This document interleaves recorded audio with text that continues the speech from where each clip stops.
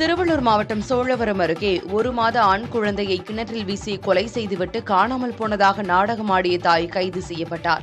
விஜயநல்லூர் Vijaya garden பகுதியைச் சேர்ந்தவர் ரமேஷ், இவரது மனைவி சத்யா. இருவரும் காதலித்து திருமணம் செய்து கொண்டனர். அண்மையில் சத்யாவுக்கு குறை பிரசவத்தில் ஆண் குழந்தை பிறந்தது. இந்நிலையில் வீட்டில் இருந்த குழந்தையை திடீரென காணவில்லை என சத்யா அலறி துடித்துள்ளார். தகவல் அறிந்த சோழவரம் காவல்துறையினர் மற்றும் உறவினர்கள் தேடியபோது அருகில் உள்ள கிணற்றில் குழந்தை சடலமாக கண்டெடுக்கப்பட்டது. இதைத் தொடர்ந்து அந்த பகுதியில் இருந்த கண்காணிப்பு கேமரா பதிவுகளை காவல்துறையினர் ஆய்வு செய்தபோது சத்யா குழந்தையை மறைத்து எடுத்துச் சென்று கிணற்றில் வீசியது தெரியவந்தது.